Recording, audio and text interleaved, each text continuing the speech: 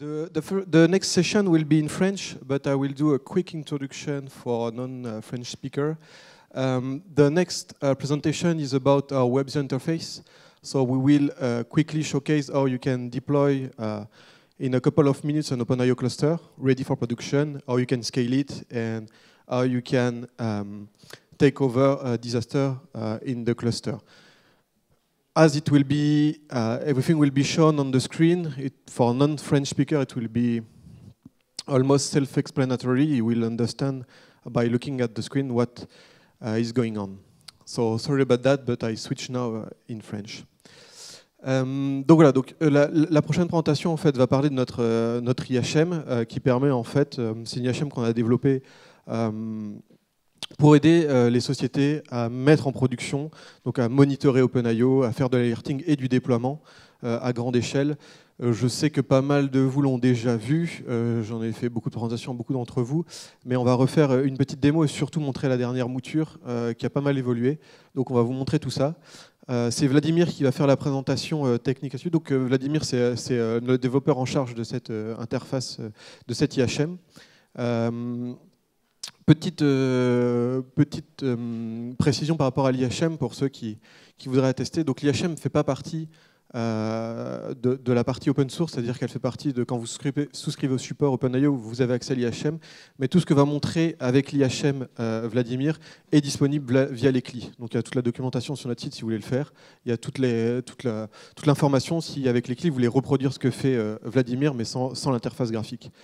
Je le précise aussi parce que je connais beaucoup d'entre vous dans la salle. L'IHM est bien ici pour déployer 3-4 nœuds, mais pour du déploiement massif, quand on va déployer, d'ailleurs il y a un des points tout à l'heure qui est à ce sujet, c'est comment déployer 48 nœuds sur des serveurs SoyuzStart d'OVH. On a aussi une CLI qui est disponible avec l'IHM pour faire du déploiement un peu plus industriel et pouvoir scripter un peu le déploiement. Pour cette démo, tout va se faire via l'IHM. Donc on va démarrer 3 nœuds, configurer un cluster, scaler, rajouter un 4e nœud et après casser un nœud. Et Vladimir va vous montrer tout ça. T'es prêt, Vladimir? Ok. Voilà. Après, bien sûr, vous le verrez cet après-midi, comme je disais avec OVH, pour 48 serveurs, le drag and drop, c'est peut-être un petit peu lent. Donc ils vont industrialiser, faire tout le déploiement avec les outils pour l'industrialisation. Par contre, l'IHM servira à faire du monitoring et de l'alerting sur le cluster par après. Je vais vous faire la démonstration de l'IHM OpenIO. Donc, comme Guillaume l'a précisé, l'IHM OpenIO est un outil qui permet le monitoring, la gestion et la configuration facile des plateformes qui utilisent OpenIO SDS. Et donc, moi, je vais vous présenter la partie où on installe finalement un certain nombre de serveurs. On les configure pour utiliser OpenIO SDS. Nous allons donc voir à quel point c'est facile de le faire avec l'IHM.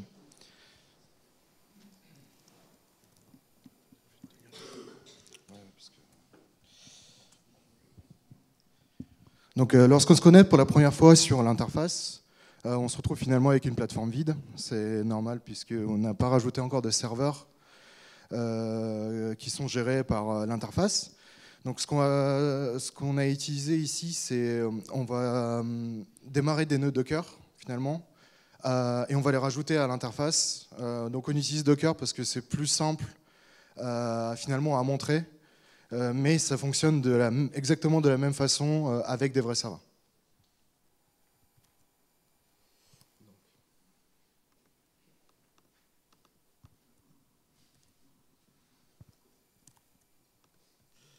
Donc ici, on a les 3 nœuds, donc on va les rajouter à l'IHM.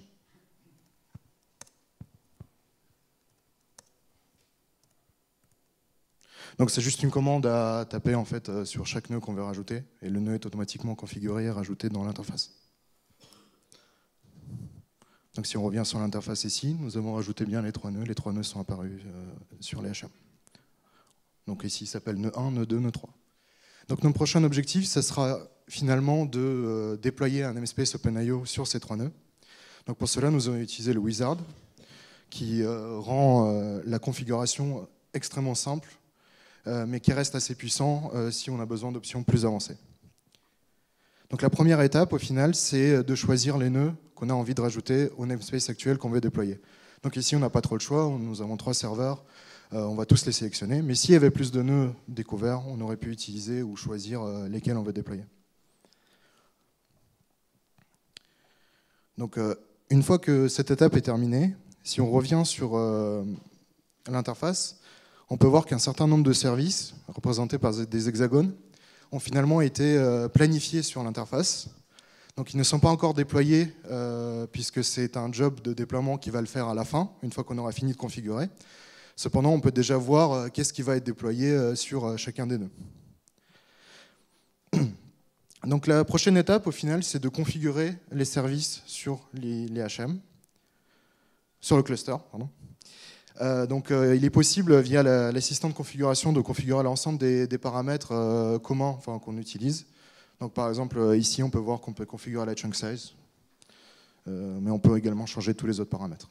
Donc, ici, on va laisser par défaut à des fins de démo. Et le dernier point, c'est le choix de storage policies. Donc, les storage policies permettent de choisir la façon dont la donnée est sécurisée. Donc, il y a plusieurs types de sécurisation de la donnée. Donc ici, on peut voir au final les storage policies qui sont disponibles par défaut. Donc on a un certain nombre de policies d'Azure Coding au final ici, avec différents algos. On a ici également de la réplication, donc 3 copies, 2 copies, etc. Mais également, il est possible d'en rajouter. Donc il est possible de créer sa propre data security et sa propre storage policy dont vous avez besoin en fait. Que ce soit de l'Azure Coding, de la réplication. Voilà. Donc pour l'instant, avec les 3 nœuds qu'on a, nous allons juste garder la storage policy par défaut qui est 3 copies. Donc, et puis une fois que tout est configuré, nous pouvons déployer donc, le cluster. Il suffit de cliquer sur déployer. Et donc une tâche est lancée. Donc cette tâche va faire un certain nombre de choses. Tout d'abord, installer OpenIO sur chacun des nœuds qui ont été rajoutés. Donc cette étape vient de se finir. Puis démarrer, initialiser le namespace avec tout ce qu'il faut dessus, avec tous les bons paramètres.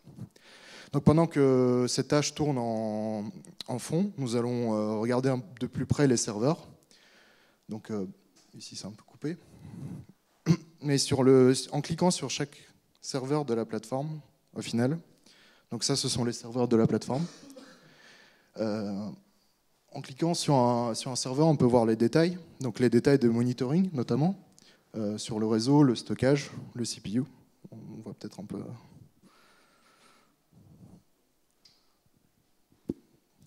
Le stockage va apparaître une fois que OpenIO sera déployé. Donc pour l'instant, il ne l'est pas, donc nous avons une métrique de stockage de 0. Dans le deuxième onglet, on peut voir les caractéristiques hardware et software de chaque serveur, donc notamment les disques, la nature des disques, les volumes, le kernel utilisé, la RAM, le CPU, etc. Et enfin, dans le dernier onglet, nous avons les informations sur le statut du serveur, donc ici le log que le serveur est bien up. Donc juste à temps, puisque la tâche vient de se terminer. Donc on peut le voir parce que nos services ils sont passés ils ne sont plus semi-transparents. Cependant, une fois que le cluster est déployé, nous devons attendre pendant un certain temps les informations de monitoring. Donc ici, pour accélérer le processus, on va jouer taper une commande.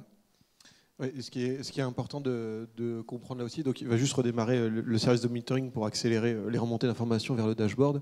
Mais en fait déjà à ce moment-là, quand cette étape est terminée, là en fait on a déjà un cluster qui est entre guillemets production ready, c'est-à-dire quand les 3 nœuds ils sont configurés, on peut y pousser de la donnée est répliquée et sécurisée. Donc là en fait on a un vrai cluster de production qui est prêt après ces premières étapes. Ouais, tout à fait. Donc une fois qu'on redémarre le service, les informations de monitoring devraient être remontées. Et en fait, on devrait avoir plus d'informations, notamment au niveau des services qu'on vient de déployer, qui n'étaient pas là avant, donc on ne pouvait pas les montrer. Mais maintenant, on pourrait avoir plus de métriques internes propres au service.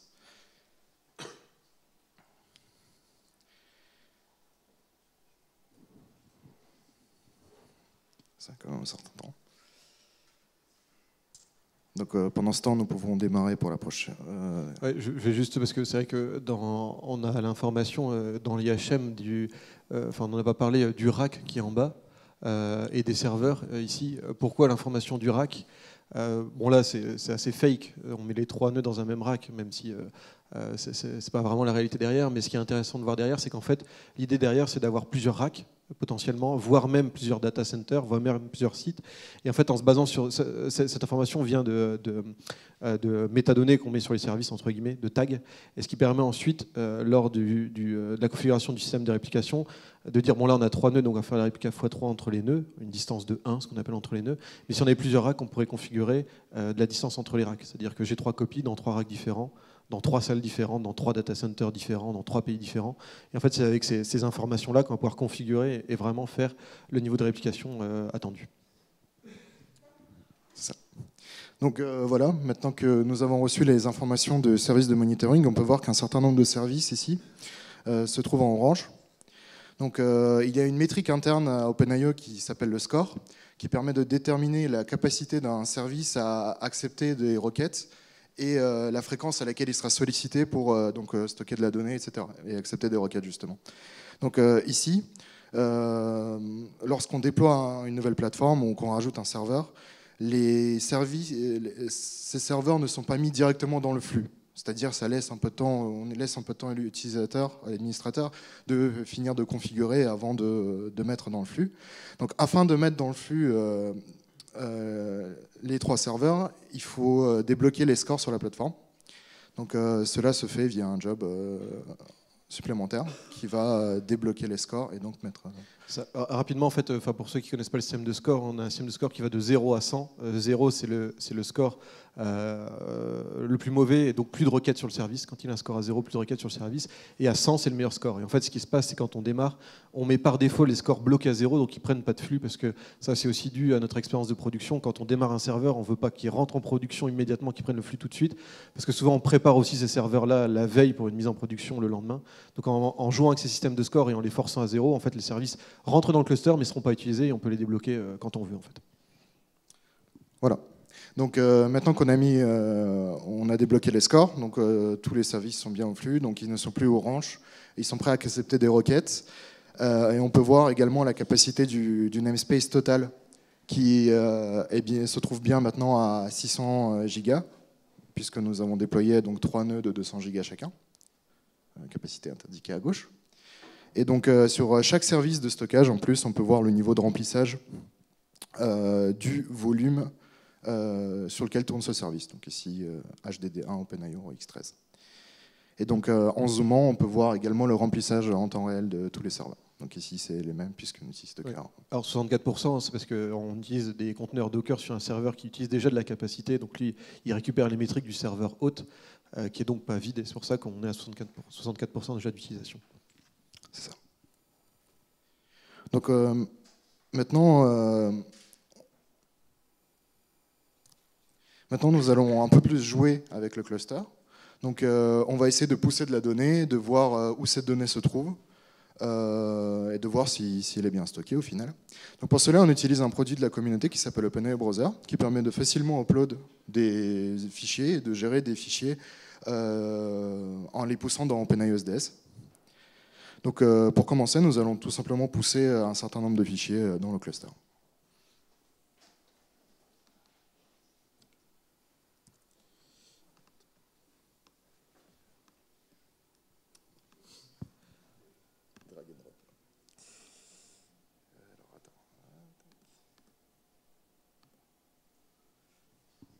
Encore une fois. L'OpenIO Browser, c'est vraiment juste une petite interface graphique qui utilise les API d'OpenIO pour les API REST d'OpenIO pour faire du put get delete. En fait.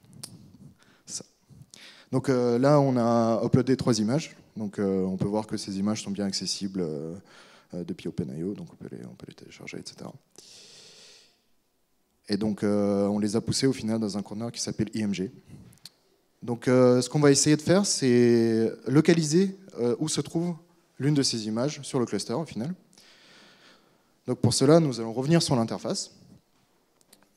Et donc nous allons essayer de localiser la donnée. Donc le compte, l'account utilisé pour les fins de présentation, c'est Demo, c'est un compte qu'on a créé. Le conteneur dans lequel on a poussé, c'est IMG. Et donc on va essayer de localiser l'image du chat, par exemple. Donc on voit que l'image du chat a été stockée sur 3 nœuds, donc, qui sont passés en vert. Donc c'est 3 serveurs différents. La requête a été prise par les serveurs par les services indiqués en vert également, les services de stockage.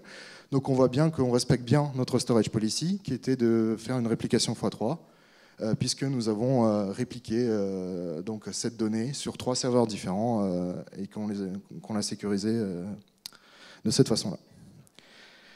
Donc pour une deuxième étape, on va essayer maintenant de scaler notre cluster, donc en rajoutant un nœud supplémentaire, afin d'augmenter tout simplement la capacité de traitement et la capacité de stockage du cluster.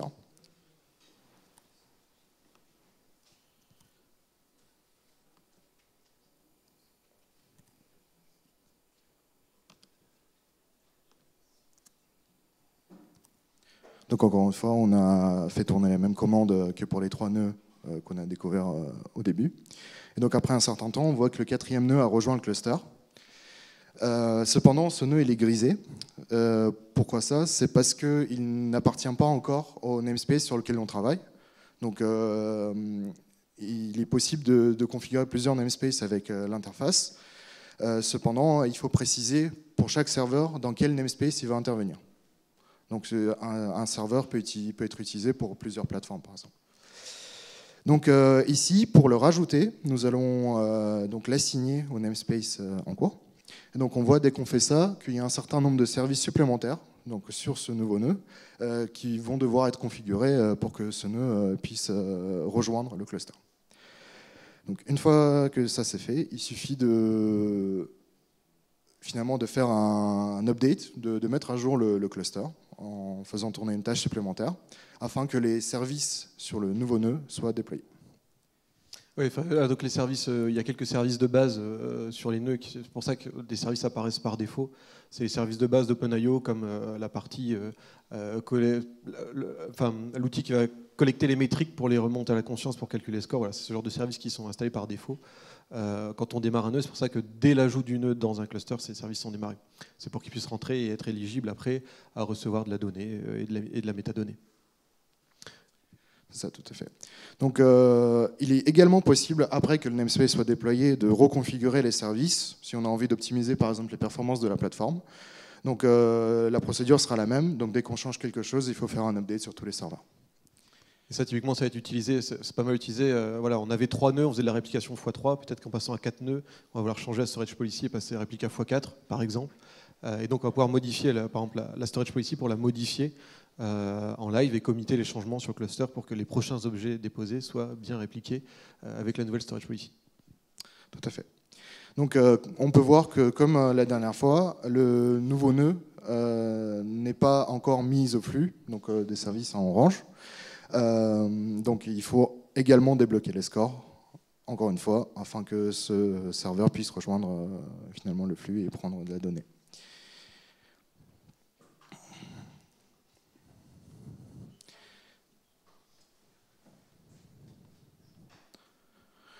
On peut voir également que maintenant que le nouveau nœud est déployé, la capacité totale du namespace a augmenté. On était à 600 Go, on est passé à 800 Go. Donc on a rajouté un nœud 200 Go. Évidemment, dans la vraie vie, il y aura un peu plus de capacité sur chaque serveur.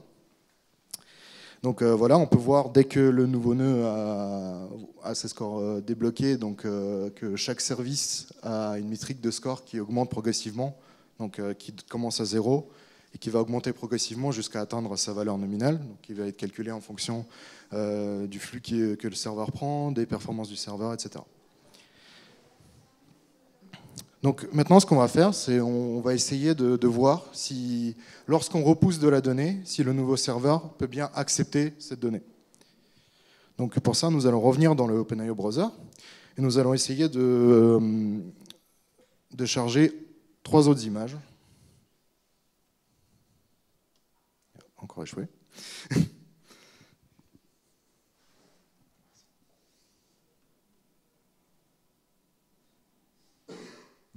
Voilà, donc on a chargé 3 nouvelles images qui sont plus en lien avec le Summit.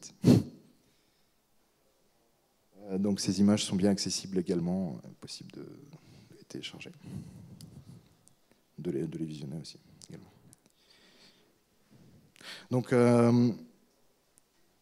maintenant, si on revient sur l'interface, on va essayer de localiser l'une des nouvelles images.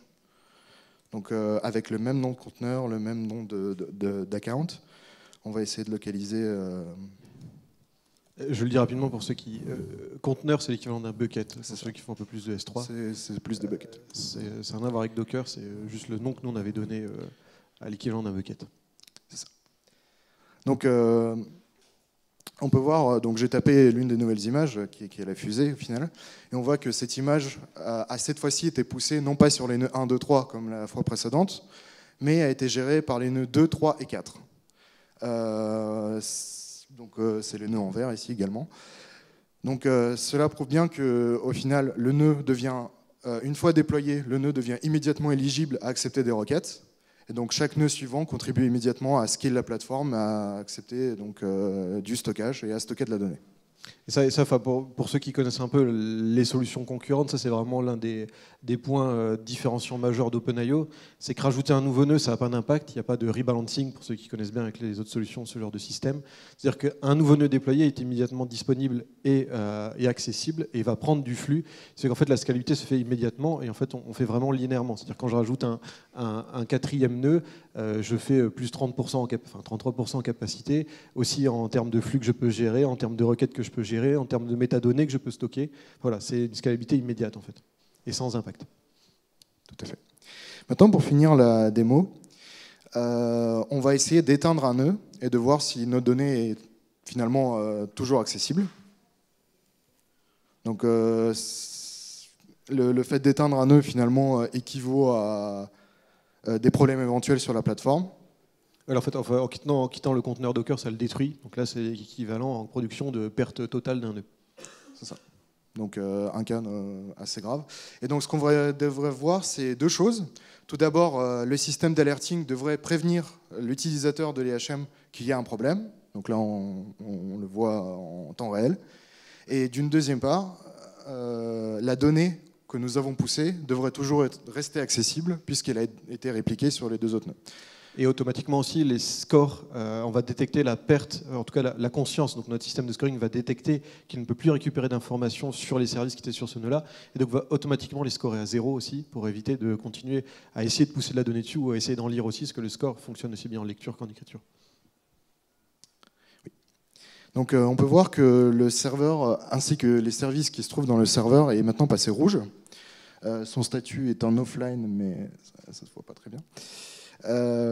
Et donc le log nous indique qu'il ne répond plus aux requêtes, donc ici c'est du ping, et donc qu'il y a un problème avec le serveur, ce qui invite l'administrateur finalement de venir investiguer les éventuels problèmes. Donc on a pris un cas assez extrême, il peut y avoir juste des services qui arrêtent de fonctionner au lieu d'un nœud en entier. Mais dans tous les cas, le système d'alerting va prévenir l'administrateur des problèmes qui surviennent. Donc, essayons maintenant de récupérer en fait l'image, donc la fusée. Ah oui, c'est vrai que ça s'est éteint.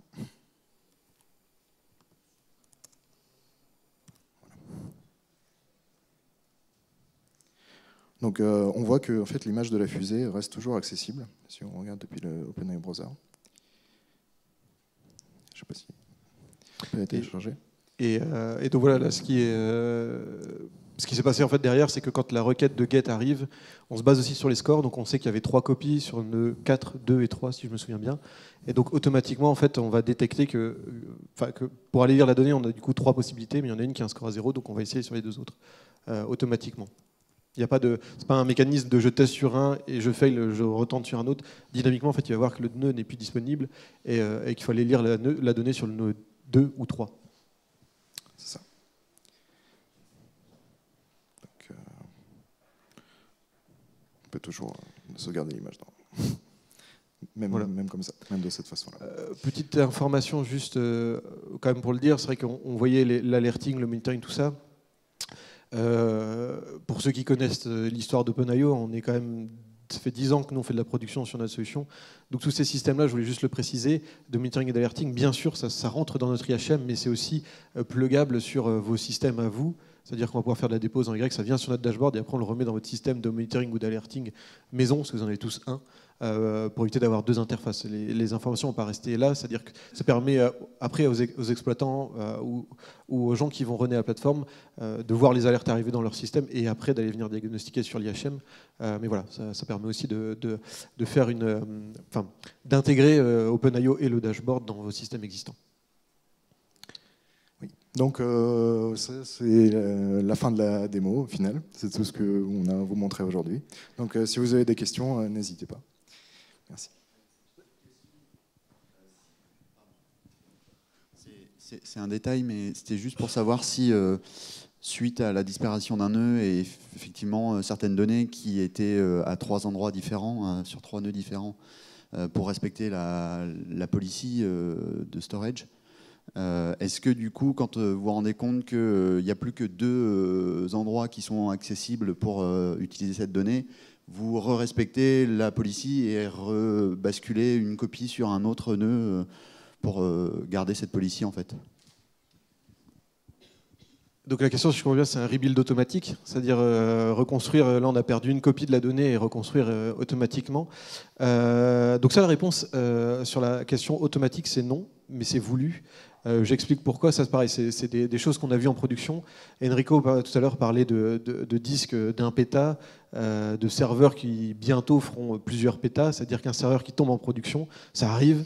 C'est souvent d'ailleurs dû à des erreurs humaines, la plupart du temps, d'un serveur malencontreusement rebooté. Et de nos jours, quand on va perdre 2, 3, 4 pétas sur un serveur en production, lancer un rebuild automatique sur 2, 3, 4, enfin même peut-être plus, c'est extrêmement impactant. Et on le sait, on l'a déjà vu en production quand il y a ce genre de problème. Je n'ai pas de statistiques exactes, mais dans la grande majorité des cas, les serveurs reviennent au flux au bout d'un moment. Donc nous, on a fait le choix de ne pas faire de rebuild automatique, c'est-à-dire qu'il faut qu'il y ait un exploitant, parce que le rebuild a un impact fort en production, il faut qu'un exploitant valide définitivement que la donnée qui était sur ce site, ce serveur ou sur un disque est perdue définitivement, et là on lance le rebuild. Donc on a fait le choix de ne pas le faire automatiquement, parce qu'on ne veut pas non plus d'un cluster en production qu'on ne puisse pas maîtriser et qui part dans tous les sens. Une fois que j'ai dit ça, on a de l'alerting, on a les métriques dans la conscience, on a tout ça. Écrire un petit script qui va détecter et lancer automatiquement le rebuild, ça se fait. C'est juste que nous, c'est pas comme ça. Je vois Guillaume Delafont qui rigole derrière, ce qu'il me l'a demandé la semaine dernière, je crois. Parce qu'il a des tout petits serveurs et donc lui, il a moins d'impact à faire un rebuild automatique. Mais voilà, c'est vraiment un choix qu'on a fait de ne pas lancer ça de façon automatique, parce que ça peut avoir un impact fort. Donc on préfère que ce genre de mécanisme soit maîtrisé en production. D'autres questions? Non. Je ne sais pas quel est le topic suivant. En tout cas, après, si vous avez des questions ou besoin d'autres démos, Vladimir est disponible pour répondre. Ah, c'est une question. L'interface au début, elle était déjà installée. C'est quelque chose qui est indépendant. C'est un héberge un serveur indépendant du cluster et tu lui donnes l'accès à un des proxys ou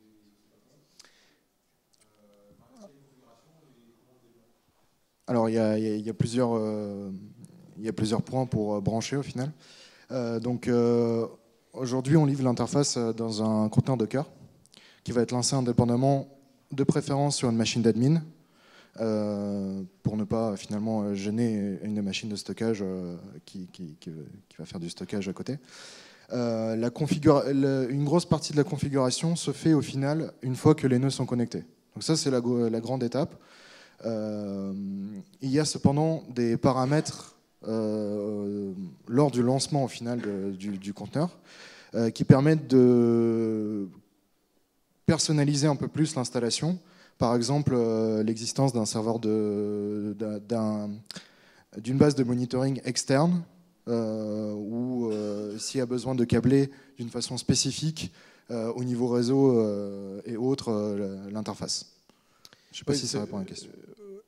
De façon, enfin, en termes d'architecture, on conseille de le mettre sur un serveur dédié parce qu'après, le monitoring, malgré tout, les logs, les métriques, ça peut consommer un peu de puissance, surtout sur des grosses plateformes. Donc on conseille de le mettre sur un serveur séparé, dédié. Pour tout ça, le seul truc, c'est ce qu'il faisait au tout début, c'est lancer un petit script sur le serveur pour qu'il ping le dashboard, donc il rentre dans le dashboard et après, le dashboard a juste besoin d'un accès SSH au serveur pour configurer la suite. Et donc voilà, après une fois que j'ai dit ça, là tout est installé sur le même serveur, ça marche aussi, c'est juste un choix d'architecture. Ouais, moi si je devais conseiller un niveau architecture, je mettrais un serveur dédié. Alors pas sur un petit cluster de 3 nœuds comme ça avec un Docker, ça n'a pas de sens, mais... Oui. D'autres questions? Oui.